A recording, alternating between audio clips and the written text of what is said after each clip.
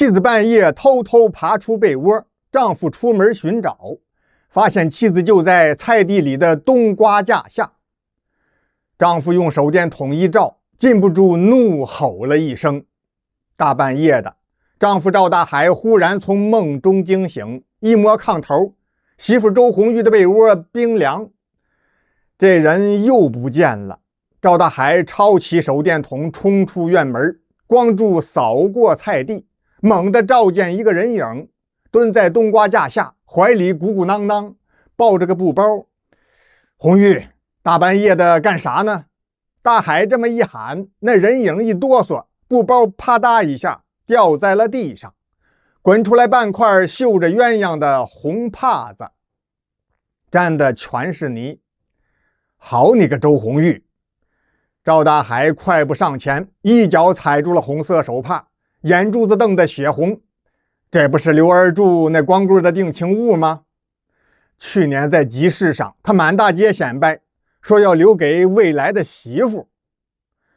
周红玉扑上来抢手帕，指甲在大海的手背上挠出了2道血印子。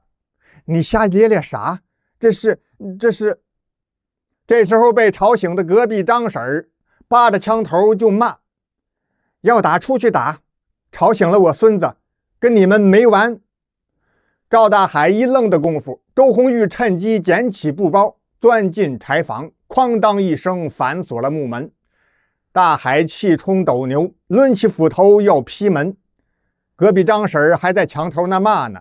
大海转念一想，算了，我该睡觉睡觉。红玉她爱在柴房待着，就让她在里面待着吧。明天再问她红袖帕的事情。要真是那光棍刘二柱送给她的，我非得打断刘二柱的狗腿不可。天还没亮，妻子周红玉又摸黑出了门。赵大海透过篱笆墙，瞅见他往村西头溜去了。大海被气得后槽牙咬得咯咯直响。刘二柱家就在西头，看我抓你个现行！赵大海抄近路，翻过土坡，趴在一棵老槐树后边，偷偷盯着妻子周红玉。只见周红玉并没有进刘家院子，反倒钻进了土坡底下，踏了半边墙的破土地庙里边。大海蹑手蹑脚凑到庙门前，扒着门缝往里边瞧。供桌早让耗子给啃烂了。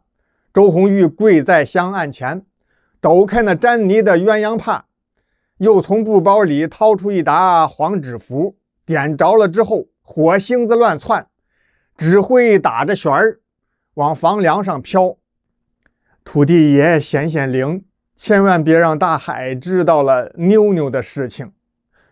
周红玉带着哭腔，一个劲儿地念叨着。赵大海浑身一激灵，妞妞是谁？心里的疑问顺口就说出来了。周红玉被吓了一跳，慌慌张张包起布包就冲出后门，往庙后面的小路上跑。周红玉跑得还真快，一直逃向村口。大海愣是没追上。赵大海气得直跺脚，只好转身回家了。他心里头七上八下的，这婆娘到底瞒了我啥？到了晌午，大海蹲在村口老榆树下避暑，其实是在这儿等媳妇回来。鞋匠孙老六凑过来挤眉弄眼儿：你媳妇整天往村西头跑，怕不是肚子里揣了刘家的种了吧？啊，哈哈哈哈！赵大海被气得七窍生烟，抡起拳头就要打人。村支书骑着2把大杠，嘎吱一刹车，停在了赵大海的面前。大海，镇卫生院来了个电话，说是你媳妇红玉晕倒在供销社门口了。赵大海蹬着自行车赶到卫生院，妻子周红玉脸色蜡黄，躺在病床上，胳膊上插着输液管。女护士掀她的衣服检查的时候，大海大吃一惊。媳妇的肚皮上爬着一条像蜈蚣似的长疤，这是剖腹产旧伤啊。护士转头就问：你们孩子多大了？赵大海脑袋瓜子嗡的一声，胡说，我俩成亲5年了，连个蛋都没下过。窗外阴云密布，周红玉醒了，见大海攥着病历本立在床头，他突然捂着脸哭出了声。大海，我对不住你。那年你跑长途，被冰雪困在外地几个月，你出门之后，我就发现自己怀孕了。后来你回来的时候，开着车摔下山沟，医生说你再也不能生养了。周红玉抹了一把眼泪，接着说，听说你出了车祸，我急得早产了，可偏偏胎位还不正，孩子已经死在肚子里了，医生只好开刀把女儿妞妞给取了出来。你昏迷了1个多月，苏醒过来之后，这事情我就一直瞒着你，是怕你想不开寻短见。这些年我每个月都要到土地庙去烧符，就想求阎王爷开恩，让妞妞下辈子投胎到一个好人家。这时候窗外传来一声闷雷，大雨倾盆而下。周红玉伸手揪住大海的衣角，那手帕是妞妞唯一的襁褓布，凑巧跟刘二柱那红帕子是在同一个地方买的，不过我倒是求着刘二柱帮了一个别的忙。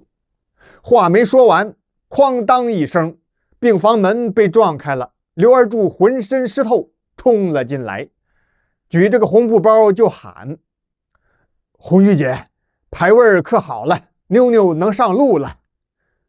赵大海夺过布包，抖开一看，里面包着一个小木牌，木牌上刻着2行字，父赵大海，母周红玉之女赵妞妞。我爹是棺材铺刻碑的，给孩子刻牌不收钱。边说着话，刘二柱挠了挠头。雨停了，赵大海骑车载着媳妇回了村。路过土地庙的时候，周红玉走进庙门，跪在供桌前，咚咚咚磕了3个响头。3天后，后山上添了座小坟，没立碑，只摆了几朵红纸扎的山茶花。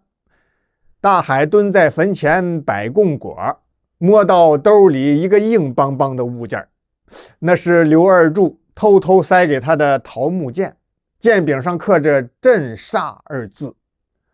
您说奇怪不奇怪？赵大海因为车祸失去生育能力3年之后，妻子周红玉再次怀孕了，10月怀胎，1朝分娩，生下了一个大胖儿子。赵大海给儿子取了个好听的名字，叫赵思解。